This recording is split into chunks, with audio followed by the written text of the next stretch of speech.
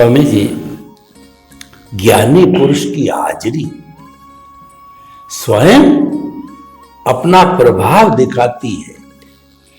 दादा भगवान व्यक्ति का नाम नहीं होता है।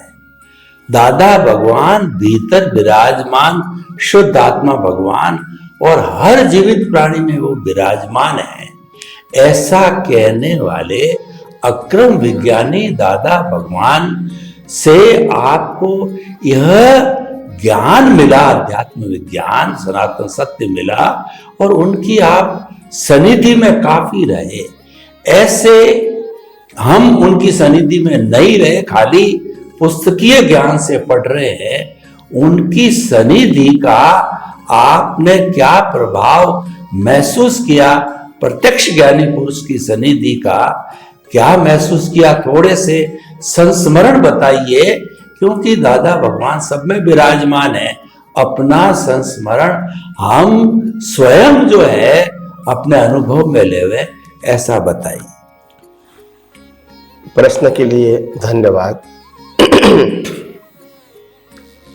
सबसे पहली बात यह है कि चेतना होना वो तो सभी जीवों के अंदर है, और चेतना की मूल क्वालिटी कहो, मूल स्वभाव कहो या अस्तित्व कहो, वो सब में इक्वल है।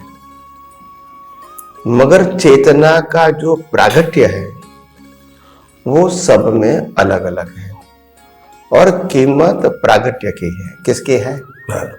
अभी कोई प्रश्न करता है कि भी आत्मा तो सबके अंदर इक्वल है, क्वालिटी भी इक्वल है, अस्तित्व भी इक्वल है और चैतन्यता भी इक्वल है, तो फिर उनका जो प्रागट्य होना वो क्यों डिफरेंस है?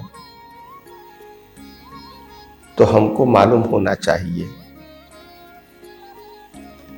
कि प्रागट्य होने का मतलब होता है अमास से पूनम होना। क्या बताया? माध्य से पूनम, अमास से पूनम। अमास का मतलब अंधेरा और पूनम का मतलब फुल मून। ये प्रागट्य होने की प्रक्रिया है। अंधेरे से प्रकाश की ओर जाना, हाँ, अज्ञान से ज्ञान की ओर जाना। हाँ, मगर ये प्रक्रिया जो है वो स्टेप बाय स्टेप प्रागट्य है। उसमें चंद्र छोटा बड़ा नहीं होता है, चंद्र तो वही का वही रहता है। उनका प्रागट्य क्या होता है? एकम, बीज, तीज, चौथ, पांचम, ऐसे करके पूनम में क्या हो जाता है? फुल मून हो जाता है। चंद्र कलाएं कहते, चंद्र कलाएं। तो कला वो प्रागट्य है। क्या है? प्रागट्य। तो प्रागट्य का मतलब होता है खुद तो लाभान्वित होते हैं, मगर दूसरे को लाभ मिले ऐसी क्षमता, ऐसा अनुभव, ऐसी जागृति, इसको प्रागट्य बोलते हैं। प्रकट होना। हाँ, तो अगर अमास है तो भी चंद्र है, मगर किसी को लाभ नहीं। मगर अमास से एकम होती है तो थोड़ा का लाभ मिलता है, बीज होती है तो और ज्यादा लाभ मिलता है, और पूनम में मैक्सिमम मिलता है। तो ये प्रक्रिया प्रागट्य की प्रोसेस है। इसीलिए आध्यात्म जगत में प्रागट्य का इसीलिए महत्व है ताकि वो दूसरे को भी सहायक बने, और तभी वो पूजनीय बनते हैं। देखो, आध्यात्म जगत के अंदर केवल ज्ञानी पूजनीय नहीं होते हैं, तीर्थंकर पूजनीय होते हैं। दोनों के अंदर ज्ञान तो इक्वल है। मतलब जो समाज के लिए उपयोगी है, क्या बताया? समाज के लिए वो उनका प्रागट्य होना बहुत आवश्यक है समाज के लिए। खुद स्वयंभू ज्ञान प्राप्त करके मुक्ति में जाना वो खुद के लिए तो अच्छा है ही, मगर समाज के लिए कोई बेनिफिट नहीं है, और इसीलिए उसका काउंटिंग समाज में नहीं होता है। भले वो मोक्ष में गए, केवल ज्ञान प्राप्त करके अज्ञान को मिटा के आठे पर को कर्मों का क्षय करके मोक्ष में गए, वो हमारे लिए रिस्पेक्ट है, मगर आम जनता को वो सहायक नहीं बने। तो इंपॉर्टेंट बात यह है, प्रागट्य का मतलब होता है प्रकट होना, और ऐसा प्रकट होना जो दूसरों को भी हम मार्गदर्शन दे सके, गाइड कर सके। तो दादा भगवान नाम के एक अनुभवी ज्ञानी पुरुष थोड़े समय पहले हो चुके हैं भारतवर्ष के अंदर, खास करके गुजरात के अंदर, और उनका प्रागट्य होना, प्रकट होना, उनका जन्म होना और उनके अंदर ज्ञान दर्शन प्रकट होना, ये प्रकट होने से हजारों लोगों को उनके प्रागट्य का लाभ मिला, गाइडेंस मिला, मार्गदर्शन मिला, ज्ञान मिला, दृष्टि मिली। और इनके माध्यम से जो मिला बीज के रूप में, इसको अनुभव में रूपांतरित करना वो तो व्यक्तिगत बात है। एक व्यक्ति दूसरे व्यक्ति को अनुभव नहीं दे सकते हैं, अनुभव करने की दृष्टि दे सकते हैं। अगर अनुभव ही दे सकते हैं तो फिर अनुभव की कोई वैल्यू नहीं रहेगी, फिर चमत्कार रहेगा। अगर मैं तीर्थंकर हूं तो मैं तुमको केवल ज्ञान की अनुभूति करवा सकता हूं, तो वो केवल ज्ञान की कोई वैल्यू नहीं है, फिर वो चमत्कार हो गया। नहीं, केवल ज्ञान ऐसा नहीं है। दुनिया की कोई भी व्यक्ति अगर समर्थ भी है और आपको दृष्टि देती है, फिर भी वो दृष्टि का उपयोग करके कुदरती कानून को समझे, ब्रह्मांड के रहस्य को समझे, और मिथ्या ज्ञान, मिथ्या दर्शन, मोह, ये कर्म मिटाने का काम आपका स्वयं रहेगा, और उसी को अनुभव कहते हैं। चमत्कार को आध्यात्म मार्ग में अनुभव नहीं कहते हैं, चमत्कार को पाप पुण्य का फल कहते हैं। वो कोई बैलेंस की बात नहीं है। कोई चमत्कार सिद्धि आपको प्राप्त हो गई और आपने दुनिया को सिद्धि बताई, पुण्य खत्म हो गया, वो सिद्धि चली गई, ये कोई डेवलपमेंट की बात नहीं है।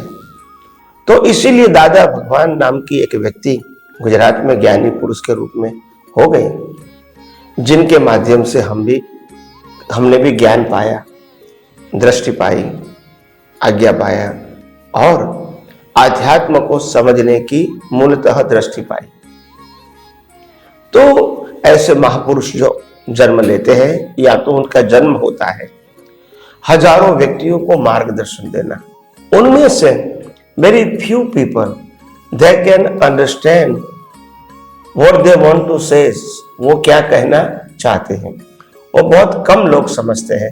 मगर हाँ, मास ऑफ पीपल को एवरेज ज्ञान तो मिलता है, जिससे कम से कम उसका थोड़ा बहुत उद्वगमन कहो या डेवलपमेंट होता है, इसमें कोई संशय नहीं है।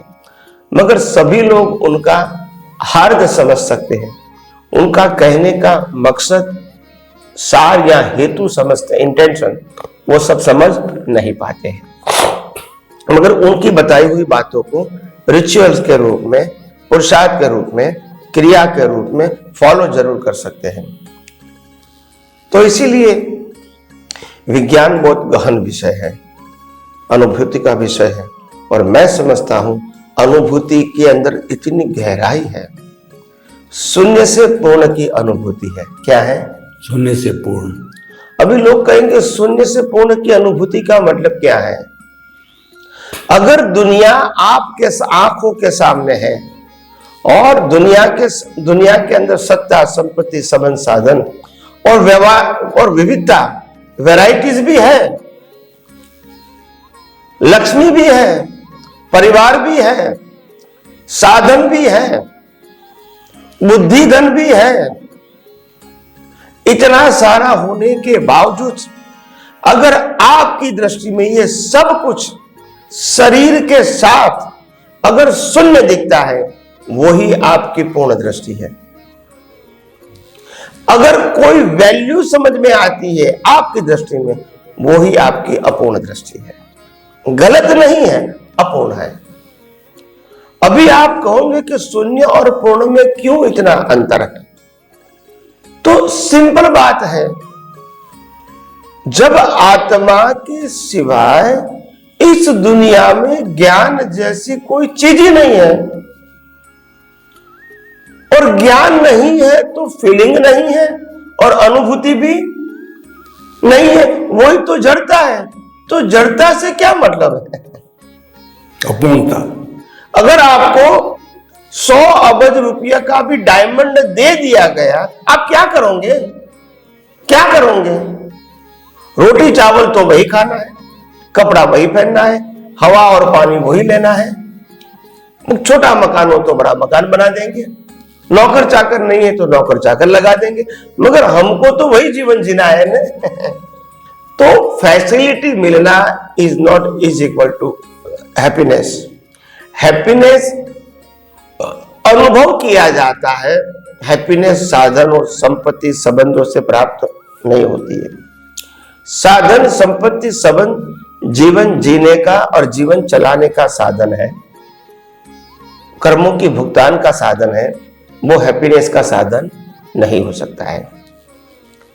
मगर हम ऐसा मानते हैं कि दुनिया की ये चीज के बिना मेरे को चलेगा नहीं, बस यही तुम शून्य हो, यही तुम शून्य हो। क्योंकि ज्ञानी पुरुष फरमाते हैं, आज तक निगोज से लेके अभी तक आत्मा की हाजिरी होने के बावजूद भी आपने आत्मा को ही शून्य माना था और इसीलिए यह इतना भव भ्रमण हुआ। अभी आपको संसार को शून्य नहीं मानोगे, वहां तक आत्मा की अनुभूति नहीं होगी। तो कई लोग कहते हैं कि स्वामी जी, क्या हम आत्मा को मानते हैं और व्यवस्थित शक्ति या कुदरती रचना को मानते हैं, और जितना मानेंगे, जितना उपयोग करेंगे, जितना अनुभव करेंगे विज्ञान का, क्या इतना आत्मा का अनुभव होगा? तो आध्यात्म विज्ञान कहती है नहीं, ये अज्ञान को मिटाने का मार्ग है। क्या है? अज्ञान को मिटाने का। और अज्ञान मिटना ही आत्मा की अनुभूति है। मगर कई लोग ऐसे शुल्क भाषा में बिना सोचे समझे श्रद्धालु व्यक्तियों के सामने बोल लेता है कि हमको आत्मा का अनुभव हुआ है। आप समझे ना?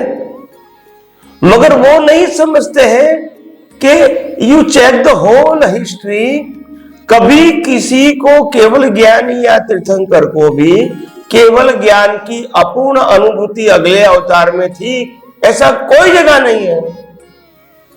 और जिसको केवल ज्ञान हुआ उसी समय फुल फॉर्म में हुआ। क्या हुआ? फुल। अपूर्ण फॉर्म नहीं कि पहले 90% प्रीवियस बर्थ में था, अभी 100% हुआ, ऐसा हुआ तो होता है। तो आप समझो, आध्यात्म मार्ग में प्रगति करने का मतलब अज्ञान को नाश करने की प्रोसेस करना, और अज्ञान को नाश करने की प्रोसेस करने का मतलब जगत की वैल्यू शून्य करते जाओ। और जब शून्य हो जाएगी वही आत्मा का अनुभव है। तो क्या उस समय जगत नहीं रहेगा? नहीं, जगत तो रहेगा, आत्मा भी रहेगा, जगत भी रहेगा, मगर आपकी दृष्टि में जब वैल्यू ही नहीं है तो फिर मालूम होगा क्या ये सब कुछ अनुभव करने वाला, जिनकी हाजिरी में मैं अनुभव कर रहा हूं, ये शून्य की अनुभूति भी मैंने किया, वो कौन है जिनकी हाजिरी में किया? वही तो परमात्मा है। अगर शून्य को शून्य मानना, अनुभव करना बिना परमात्मा की हाजिरी संभव नहीं है। तो इसीलिए ये अध्यात्म विज्ञान में विज्ञान की इतनी वैल्यू क्यों बताई गई है? क्योंकि विज्ञान ही ऐसा है जो ब्रह्मांड के रिलेटिव सत्य से मुक्ति दिलाए। रिलेटिव सत्य से रिलेटिव सत्य की मुक्ति नहीं होगी, चेंज होगा। क्या होगा? बदलाव होगा, मुक्ति नहीं होगी। मगर सनातन सत्य से, रिलेटिव सत्य से मुक्ति पा सकते हैं। तो हर चीजों के पीछे सभी की एक इंपॉर्टेंट होती है। जो आम आदमी, क्योंकि रिलेटिव सत्य और सनातन सत्य का जब भेद नहीं समझ में आता है तो ये बातें समझ में नहीं आती है। हम रिलेटिव सत्य को ही समझते रहेंगे, चलो भाई ये धर्म से ये धर्म में गए, ये गुरु से ये गुरु मानते हैं, ये मंदिर से ये मंदिर में गए, ये भगवान से ये भगवान में मानते हैं, ये रिचुअल से वो रिचुअल्स करेंगे। वो रिलेटिव सत्य का ट्रांसफॉर्मेशन है, उसमें सनातन सत्य नहीं आता है। जब सनातन सत्य का सब्जेक्ट समझ में आएगा तभी आपको समझ में आएगा कि रिलेटिव सत्य और सनातन सत्य दोनों अलग सब्जेक्ट है। रिलेटिव सत्य संसार चलाने के लिए है और सनातन सत्य संसार समाप्त करने। दोनों का एंगल क्या है? अलग है। दोनों में से एक गलत है ऐसा हम नहीं कहते हैं। आपको क्या प्राप्त करना है वो आपका सब्जेक्ट है। तो कहने का मतलब ये है, इसीलिए आधुनिक जगत में ज्ञानी पुरुष दादा भगवान के माध्यम से हमको जो मिला वो ये दृष्टि मिला उनके पास से कि अध्यात्म का मार्ग एक साइंस है, वो कोई क्रियाकांड नहीं है, वो कोई पाप पुण्य नहीं है। और दूसरी बातें उनकी दृष्टि से ये मिली मेरे को कि पूरा जो ब्रह्मांड है उनके संचालक की एक व्यवस्था है जिसको उन्होंने व्यवस्थित शक्ति नाम दिया। तो पहले जमाने में तो हम कॉज इफेक्ट को मानते थे, कर्म और कर्मफल को, मगर पूरे यूनिवर्स को मैनेज करने वाली एक शक्ति है जिसको उन्होंने नाम व्यवस्थित शक्ति दिया। बाद में हमको जब समझ में आया तो हमने उसको कुदरत, कुदरती कानून और कुदरती रचना के रूप में एक्सप्लेन किया, अनुभव किया और एक्सप्लेन किया। तो हमको समझ में आया कि पूरा ब्रह्मांड जो है वो एक साइंस है और आत्मा विज्ञान घन है जिनकी हाजिरी से यह साइंस समझ में आता है। आत्मा विज्ञान घन है और ब्रह्मांड के सभी रहस्य उसमें ओपन हो जाते हैं। एक रहस्य दूसरे रहस्य को नहीं जान सकते। आत्मा की हाजिरी से ब्रह्मांड के सभी रहस्य खुले हो जाते हैं, क्योंकि रहस्य जड़ है, जानने वाला जड़ नहीं है। जानने वाला जड़ है तो फिर जानेगा कैसा? तो प्रकृति नहीं जान सकती है क्योंकि ये जड़ है, इसको जला। कई लोग कहते हैं कि स्वामी जी आप कहते हैं कि प्रकृति जड़ है, ज्ञानी पुरुष की बॉडी जड़ है, तो हम तो तीर्थंकर को भगवान मानते हैं, तो क्या उसकी बॉडी में ज्ञान नहीं है? मैंने कहा नहीं है। तीर्थंकर की बॉडी में अगर ज्ञान होता तो हम क्यों जलाते? ज्ञान नहीं है, वो ज्ञान को व्यक्त करने का वाहक नेचुरल इंस्ट्रूमेंट है। उनकी बॉडी भी कुदरती रचना ही है, ये कोई विशेष नहीं है। विशेष मतलब हमारे से भले क्वालिटी में विशेष है मगर कुदरत का ही वो हिस्सा है। कोई उनकी स्पेशलिटी अपनी बॉडी की स्पेशलिटी नहीं है। कुदरत ने उसी प्रकार से तीर्थंकर होने के नाते उसी प्रकार की बॉडी कुदरत ने ही दिया है। हमको भी कुदरत ने दिया है।